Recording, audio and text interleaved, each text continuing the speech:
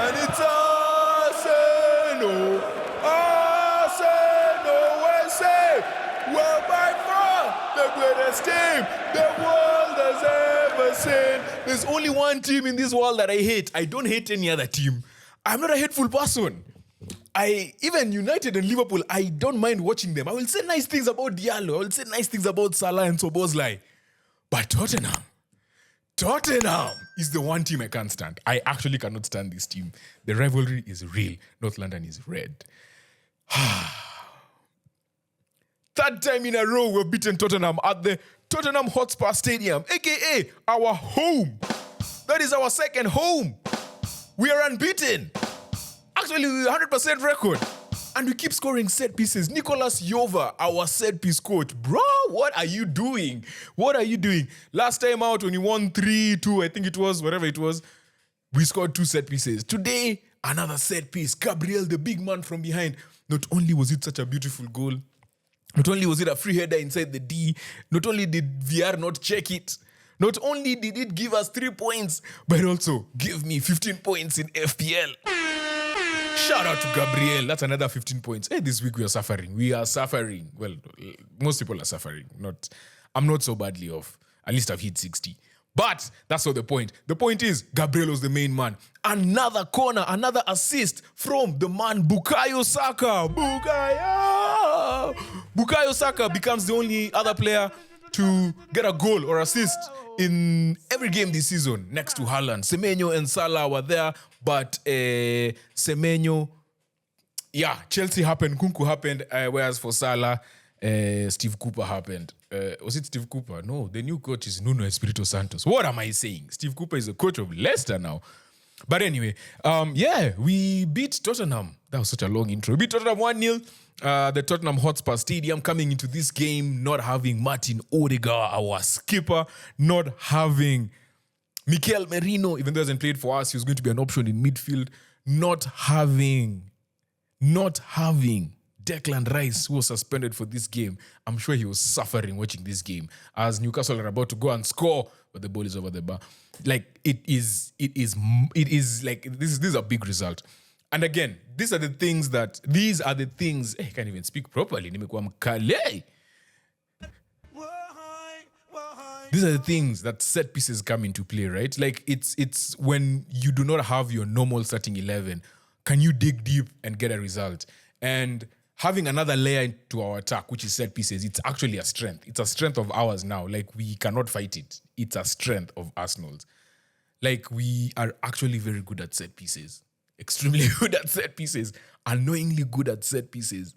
Like, we're actually really good at set pieces. And to keep up with that juggernaut like Man City, you need every edge you can get. So, shout out to Nicolas Jova, Arteta. The game plan was... it's one of the things that... So, before this game, like, I'm always talking to many Arsenal fans and just sports fans. And even when we were doing the preview on our Football Focus Weekly podcast, last week's episode, when we were doing the preview for this game, shout out to Keenan. We're on Spotify, we are on YouTube and Apple Podcasts and TikTok and Threads and YouTube and Facebook and all of them. Yeah, so check us out, Football Focus Weekly. It's under Box to Box as well. So we were talking, and I had mentioned how Jorginho and Partey have to start, right? Because at this point, they're the only experienced players you have. But in the scenario that you have to start Jorginho and Partey, I was very scared because we didn't have legs in that midfield. To be fair, Partey actually put in a shift because we're so used to seeing Partey being the holding and just chilling. Like, today he had to run. You had to run. I don't mind him doing that once or twice or 3 times a season. He can't do it throughout the course of a season because of injury problems. But today it worked out well. Another person who he was one of the first people to get a yellow card in the game. Jurriën Timber is going down. I'm yelling Timber. I mistimed that. Is going down. I'm yelling Timber. Timber was so good. Timber was so good. I said it in our lives. Many people said it in the lives we were telling each other that Timber makes such a big difference. Zinchenko is such a good player going forward, but again, he was a midfielder at the end of the day, right? Going forward was never defending was never his forte. And there are people who convert and do well. But then the one thing Zinchenko just could not. It's something that you just don't have it. If you don't play that in defense from when you're young, it's hard to get it. Defending the balls over the top, right? Which is what Saka also went through when Saka was playing left back for us. Many players who end up going to play Anthony at United, when you used to playing up front and then you were told to come back and play in defense, that's the one thing. Those are the small things. It's like reflexes in a goalkeeper, right? Like those are things you're taught in your maturity, in part of your learning is how to defend across the balls that come from on top. Your positioning by the time the ball comes, and once the winger gets the ball, your body positioning, right? Timber was just like, he's so good at one-on-ones. Like, there are times he's getting one-on-ones and I'm just like, I'm not even stressed. I'm just looking and I'm wondering. But to be fair, he had Brennan Johnson. So we need to take that with a grain of salt. Even though Timber is good, we take that with a grain of salt. And the reason I'm saying that is because Brennan Johnson is a confidence player at this point. His confidence, Ikiwa Ju is playing well. If his confidence is down, he's also just looking down. He's very easy to read, right? He hasn't varied his game, especially in those one-on-one situations. So that really played into our hands. And when I saw Kulusevski playing, I thought they would play him higher up. Actually, Tottenham's team actually confused me more than even ours because they had Bentancur in midfield. Again, playing as a 6 is not his forte, but they had him in midfield. And then they had... what's his case? And then they had Kulusevski and Maddison on either side of him over 4-3-3. And then up front was Son, was Solanke, and there was Brennan Johnson. So I was a bit confused by how they lined up, but I got it. I understood why they did it. Without Odegaard, there's no point in them having Sarr starting there. Have someone who can progress the ball faster, and they had a more dynamic midfield, a better passing midfield by having Maddison, Kulusevski, Bentancur, Brennan Johnson, Son, those 5 on the field at the same time. I expected them to be much more creative. But then again, after international break, things happen. After international break, it's hard. You don't just click. You saw what happened to Liverpool yesterday. City as well, they won 2-1, but it was Haaland who won 2-1. They really struggled to get out of second gear. It happens. It's natural. It happens. So I think like Ange, the way he set up his team was the best way to set up the team against us, knowing we don't have key players in our midfield. Like, he did it well. But on the flip side, we countered well, right? We countered his tactics well. We countered his tactics by having our wingers fall a bit more, defending in a 4-4-2 almost, where Trossard or Havertz would drop into midfield at any time. And they knew their work rate has to be high. And then another thing that we did so well that to me, I feel like is quite underrated. You know, when you have Partey and Jorginho, you expect one of them to sit. But it was never like that. They were defending, they were actively defending. They were defending actively, where, what do I mean by that? Like, instead of just having one person sit there, you have them track those midfield players, right? So Jorginho would come into midfield. When the ball comes to his man, he presses high. If that guy does a bounce pass, Jorginho keeps pressing. Keep pressing. And have Havertz or Trossard drop into that hole. And I feel like that is really good because you're not asking Jorginho to be an athlete in the middle of the field. He can be an athlete in front by pressing. Whereby if he's passed, it's not an issue. It doesn't affect you at the back. I think that was quite smart. Partey also did it on the wing, and then Trossard was doing it on this other wing. But it was like a 4-3-3 that was a 4-4-2 in defense, and then it would shift to like a 4-5-1. Like it was. Arteta got the tactics right today. Got them right. We were so bad. At halftime, we had 96 passes, 72% possession. We were atrocious going forward. Like, we were so bad. Yet, we still managed to have 3 shots on target. We had 5 shots, all 3 shots on target. Martinelli had a shot that I don't know how he was placing it, but straight at the keeper. Who's the other boy? The other boy. Who had the shot? Was it Havertz? Havertz shot that was saved and then the ball came off Romero's hand, which wasn't a penalty. Fair.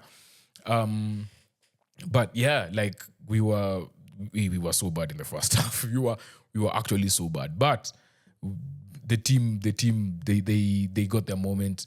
The corner kick, getting a free head in the 6-yard box, a small nudge from Gabriel. We thought it would be go to VR, but you have to be strong in that scenario. Also, this ref, what was he trying to do? 7 yellow cards in the first half. He was trying to break yesterday's record. Yesterday there was a record, the most yellow cards ever in a match. 14 yellow cards in was it the Chelsea game? So I don't know what he was trying to do, but anyway, Yeah, we'll take it. We love it. 1-0. Just a good, solid 1-0 win. And then we got it even with they had time. They had time to try and do something. And we just shut up shop. And it was like, yo, guys, actively shut up shop. Where it's like, yes, we've shut up shop, but we're still kind of attacking. Also, I am so happy to see Nwaneri come onto the field because this is the beginning of me seeing that Arteta can trust him, right? We definitely need that. We need those young players coming in for many reasons. First of all, there's only 22 first team players. The least in the whole league. Secondly, we're sort of losing our way of having kids coming into the team and actually playing. Saka came through. Saka came through. Obviously, Smith Rowe came through. Then Nketiah came through, but those two are gone. But then once those came through and we were challenging for titles, it's like we just didn't do it again. So seeing Nwaneri come and get that, another reason you're doing this is because you need to show the kids that there's a pathway.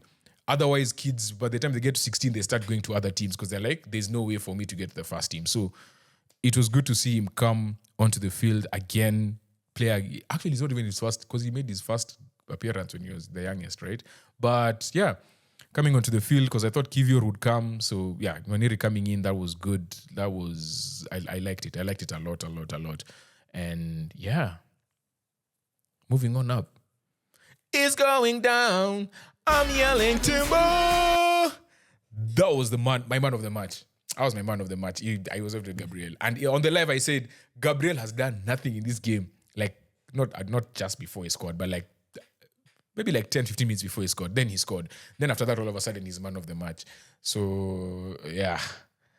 For everyone else, he was man of the match. But for me, Timber was the guy. Timber was the guy. Let me see if there's anything he did. He had 7 long balls, 2 were accurate, 20 out of 26 passing. This is Gabriel. He had 3 ground duels and 1 aerial duel. He won 1. He lost the possession 6 times. Shots on target 1, goal 1. Block shots 2, clearances 7, interceptions 1, tackles 2, dribble passed once. Whereas Timber had 3 clearances. How many passes did he have? He had a shot blocked. He had a 2 dribble attempts, 1 was successful. Yeah, start-wise, he had 12 out of 23 passes on 52% accuracy. Yeah, so not that great. But it is defending. Like his one-on-one defending was really good. I was super impressed. And yeah, long may he stay fit. David Raya also had a very good game, apparently. He had an 8.3 rating. The highest of the game, actually. So yeah, clean sheet. Another clean sheet. We'll take it. North London is red. And it's Arsenal.